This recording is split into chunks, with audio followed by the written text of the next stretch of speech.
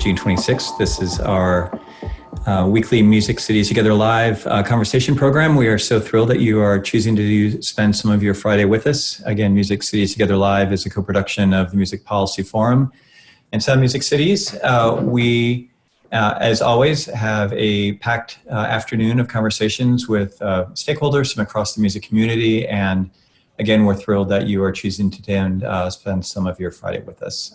As always, if you have questions, you can put them in the Q&A window here on the Zoom link, and we'll take questions throughout the day. Today's program is going to be talking a lot about cultural infrastructure. We're going to be talking about the role of public institutions and nonprofits as they support music ecosystems. But we're going to start with the conversation that we're thrilled to have and super excited to have.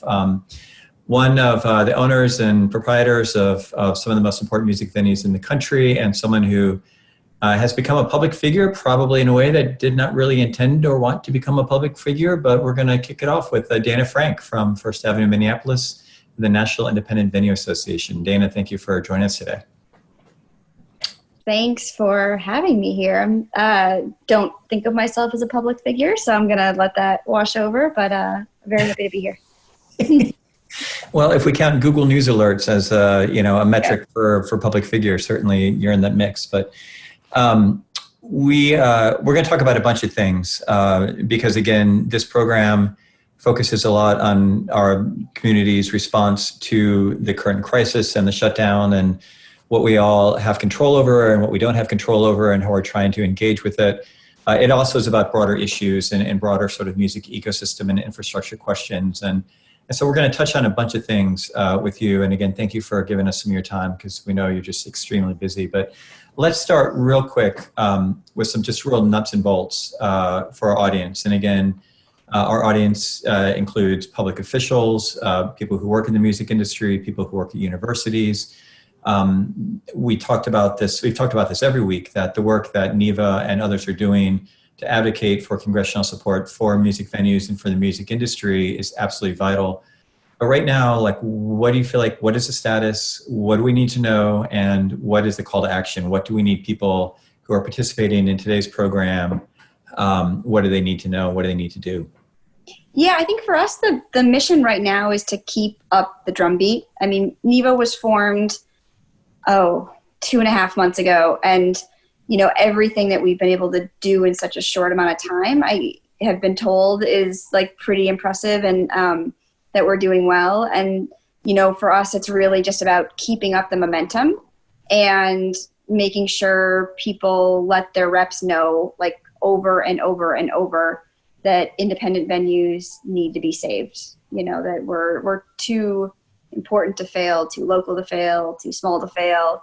Just that, we need to be included in this next stimulus bill. Because what we're hearing is, maybe after July 4th, they'll start negotiating, maybe end of July, maybe not. And, so I loved how you say, what you can control. The one thing you can't control is, we're not in those rooms when they start writing this bill. And so really just expressing, for individuals and folks out there that, they need to be watching out for us when we can't be there to watch out for ourselves.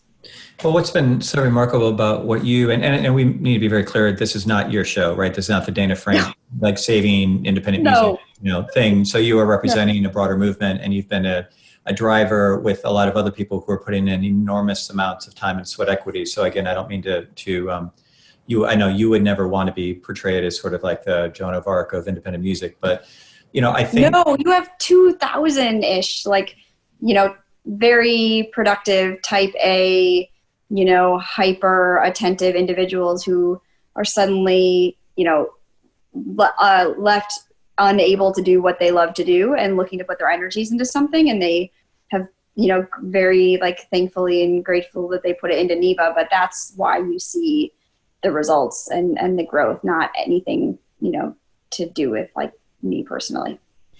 So some of the tactics have been great to watch. And, someone who's done music activism for 20 years, this is sort of scaled at an unprecedented level in my experience, so it's been super interesting and impressive to watch. So one piece of the puzzle that you mentioned is you went from literally not being an organization to 2,000 members in 10 weeks, very few weeks.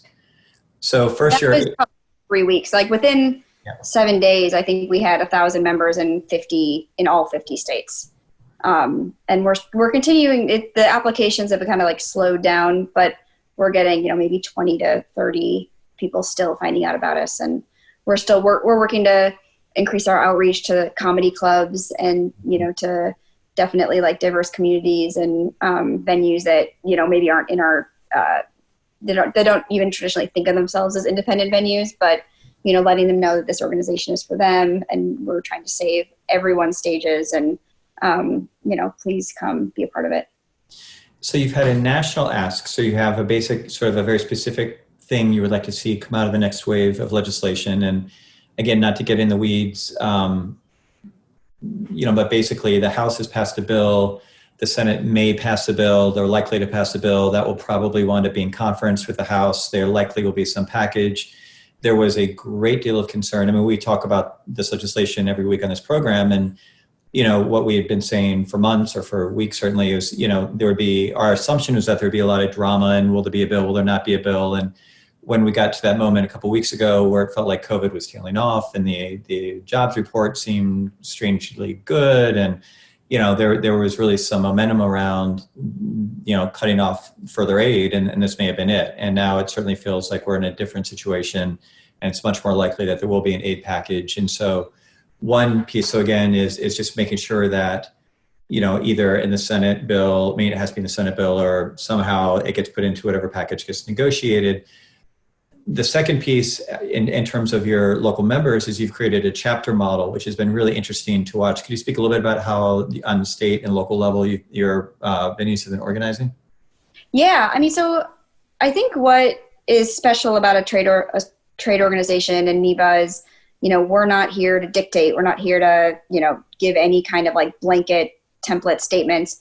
We're here to support the amazing work that people are doing on the ground for their communities, and to combine, amplify, share resources, knowledge, and give that to people and let them, use or not use how they see fit. And so really independent, it's not like we said at a very hierarchical, like we're going to have a chapter in Portland and we're going to have a chapter in Cleveland. It's, people just started to organize and come together. And so, some of the groups are called, Minnesota NEVA, and some are called, Independent Venue Coalition and Music Venue, and naming however they see fit. And we're really here to support that and provide a forum for all the cities to talk to each other. I think that's what's been cool is, we have a weekly Zoom where reps from all of the different, communities get to talk about what's working, what isn't working, air grievances, figure out, get, ideas about language to use and share strategies. And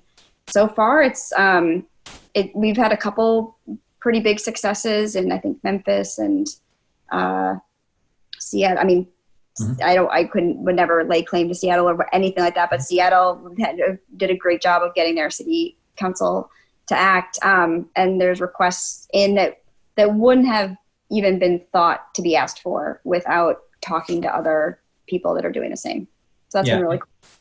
And then the third leg of the stool, which I think has been so impressive, is then you've got the public facing activation, and Alex, our producer, has put some links into chat that people can follow. I would imagine most of the people who participate in this show have already been following this stuff, but the musician's letter and the sort of citizen call to action and sort of creating pathways for just interested music fans or music stakeholders to feel like they can also weigh in and sort of, reinforce your messaging, which has just been, so important because, there's, I think one of the pitfalls in advocacy is, sometimes not to throw shade, but at anybody, but sometimes there's a sense of like, I've posted on Facebook, I've done my thing. And you really need all three. You need the policy development in terms of the ask. You need the local voices who are really working their delegations to make sure the delegations know that this is a meaningful issue locally. And then you need like the validation from the other stakeholders, like audience members and musicians, to be like, please pay attention to this. And so again, as we move, I don't mean this to be a pep talk. It sounds like a pep talk. I apologize for that. But we need a pep talk. As we move into that stage of like above, we always talk in DC about like what's above our pay grade, and they're going to get into stuff that like we can't control. But you guys, NEVA, the entire network, all of the chapters, the citizens, musicians, the people who've been working, the reporters, have just done such an amazing job to position the community so effectively. And what I'm really excited about, we talk a lot about, again, in this program, that we're in a crisis, we're in a moment, we're in something that nobody wanted, nobody planned for. But the work happened before this, right? I mean, we've all been doing versions of trying to strengthen our local music ecosystems for a long time before. The work is going to continue when we get to wherever the new normal is going to be. And it's really important to be thinking about, not only how do we respond to this immediate crisis, but what does that mean in the broader context of what does it mean to have a healthier and more resilient music community in this country? Especially given that, we have not been particularly effective either through federal policy or antitrust oversight or funding or all the other sort of, policy tools that we have to actually be trying to lift up our local music communities.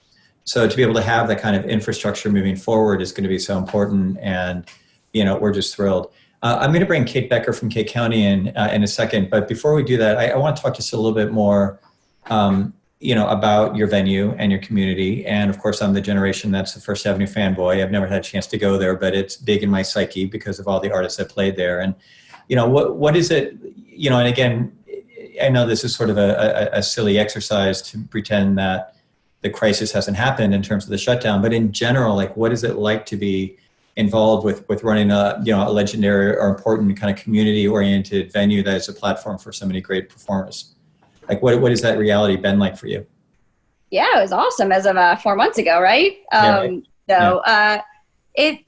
I view myself less of a business owner, more of a cultural trustee.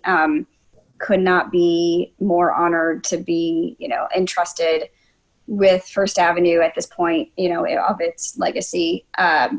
Most people probably know I'm a second generation. My dad was involved in the founding of the club, and I started running it in 2009, and then I assumed ownership in 2016. And so it's really been a wild decade for sure. We, were able to kind of see the effects of corporate conglomerates and devise our strategy, I think, before a lot of other independent folks were doing theirs. So our strategy was to grow and to try to be able to service the bands at every step of their career. So we have the entry, which is a 250 cap, which, home of like the Replacements and Husker Du and Babes in Toyland. And I mean, Prince had his first, one of his first shows there. And so we have the entry where it's like the band's first stop into town. And then we bought the Turf Club, which is a 400 cap in St. Paul in 2013. And then the city of St. Paul was renovating a theater and asked us to operate it. So we were involved in the construction, and we opened that in 2017. And then that's a 2,500. So that, opened the doors to some bigger shows that we were doing outside of our own venue. And then we took over the Fine Line, which is a 650 cap. So kind of that step between the turf and the main room. And we took over we bought the Fitzgerald Theater, which is 1,000 fully seated, that lets us do like talks and programming and theater and some other different kinds of programming. That's been really fun to explore and work on. So yeah, so we have 5 venues. We do the big outdoor shows in Surly at their brewery. That's about 6,000 cap. We do a couple arena shows when it makes sense, but that's not really our business model. Like, we love supporting bands and nurturing them and providing a place and a safe stage for them to come while they're in town. We're entirely Minnesota. That's who we are. Well, and I should have said earlier, and there's no good way to say it, but I know we all know that Minneapolis and your community is going through a lot of challenging times, and I know it's impacted your businesses, and I know that's not important to you, but it's just, on top of everything else, there's just a lot going on in the world right now. So yeah, I mean, of course, the Turf Club was burned in the riots. It's going through a total reconstruction. And it's never like, you never want to see a place that you love destroyed, right? Like, that's never fun. But at the same time, it feels like there's a lot of change that needs to happen in Minneapolis and in the world. And if if the turf club is a casualty of that, to make that happen, I mean, absolutely. Like we have to change and get better as a society. Minneapolis, you know, our music scene is wrestling with misogyny and racism, and a lot of structural changes that have been brought to light even just this week, and wrestling with how everybody on the scene can do better and create better environments, and you know, how we can have a music scene that we all deserve and can be really, really proud of. So there's a lot of big conversations, a lot of really it feels to me really hopeful in some way, because for almost the first time that I can remember, like, it feels like meaningful change is actually like we're there and it's going to happen. Like, you know, like growing up as a riot girl, I was like, oh, the revolution is going to happen in Olympia. And it's like, no, the revolution is happening in Minneapolis, like right now. And so it's cool to be a part of it. Well, speaking of the revolution, that sounds like, Kate, good time to bring you into this from King County. I don't know if you want to lay claim to Pacific Northwest and Capitol Hill and all that, but I want to bring you in, Kate, because I think, you know, Dayna is touching on really important, you know, conversations about how are we building those relationships and that infrastructure with our public sector, and how are we doing that, again, not just in a moment of crisis, but longitudinally. And I just know you have a lot to share from your experience, you know, in Seattle and King County and with Vera Project. And, you know, again, you know, what advice would you give to Dayna and to Neva and sort of the chapter model, kind of as we move, you know, again, aspirationally move into the next phase of a more hopeful and optimistic looking planning kind of process? Thank you, Michael. And Dayna, needless to say, we are absolutely thrilled to have you here. I don't know that I have advice to offer, but I have been so in awe of the work that you've been doing. And the couple of times I've had the good fortune to join your NEVA meetings, just incredible, the strategic activism that is going on and how fast you've gotten traction and how timely all the moves you've been making have been.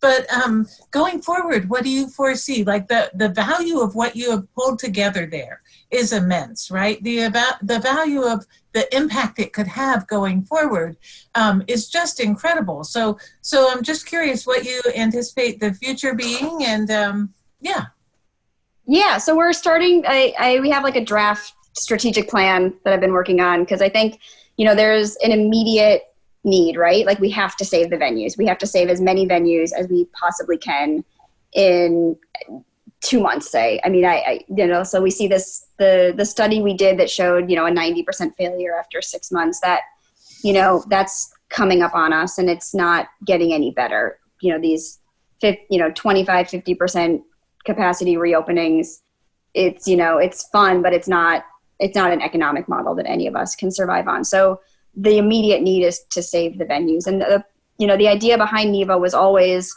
you know, we want to exist for the long term and provide that structural support for people that want to stay independent, you know, that didn't exist when, you know, when we were looking at our options 3 or 4 years ago. It's like, where is the help? Like, we don't want to become part of a corporate conglomerate, but, like, you know, there are resources and shared knowledge that, like, that people need to be a stronger organization. And so we want to be there to provide that kind of support network. But in order to do that, we have to prove our value first, right? Like, we have to show that we can work to save these venues in a really meaningful way. And so that's why we always say, like, first we survive and then we thrive. And so the immediate task at hand is survival. Like, we need to help these venues. So, you know, federal lobbying, as you know, we're putting together an emergency relief fund for venues that hopefully can provide a 3-month, like, monthly nut. And we're going to start fundraising around that. But, you know, it's not, even if we raise $100 million, like, this isn't a $100 million problem, it's a $5 billion problem. So again, that federal lobbying effort is, like, really key and pivotal. And after that, you know, we want to be able to provide the network and the resources that the corporate owned clubs have, so that people can compete better and serve their local communities as they are able to do. Yeah. I haven't done organizing at the national level like you're doing right now around music, but I've done a lot of it locally here in this region. And one of the things we found to be so successful is there's always music lovers within politics. And if you find them and resonate with them right away, they can become your ready champion. And I'm just curious, has that been true in your work? Oh my God, their music is universal. Like, that's another thing, like, really giving me a lot of hope these days is, like, the live music experience is, music itself is emotional, and, you know, it crosses any kind of, like, political, race, class, social boundary, right? Like, everybody loves music. But live music is also, like, completely universal and crosses all those boundaries. So we found music lovers in the most unlikely places. I mean, you know, even if it's country or Christian music, I mean, the first support we got was from Republicans. I mean, they were our very first champions that really responded to our issue. And so, you know, that was like wonderfully, wonderfully surprising. Yeah. Yeah. Well, we would love to stay involved with you at Music Policy Forum and do whatever we can to work with you and support the great work that you're doing as you move forward. Because once you save all the country's venues, then there's still going to be more work to do. And I think that what you are establishing and the opportunity it creates for a large national network is just absolutely incredible. So what do you think the first 2 or 3 things, like after survival, like the focus areas? Well, I think touring is going to be immediate need, right? And I'm sure that's part of your plan. I know it is. Figuring out that touring schedule, how to get bands back on the road. I think we're going to continue to struggle a bit with some hot spots around the country and how bands and music are able to navigate those places where it may remain more dangerous to be with COVID still in our world. And then beyond that, I think that the list of policy possibilities around music is just huge. And they hopefully will have a new administration, of course, and we're hoping that we can get them to embrace some of these issues on a national level. And I think the platform you have led will really be so important to aiding that effort.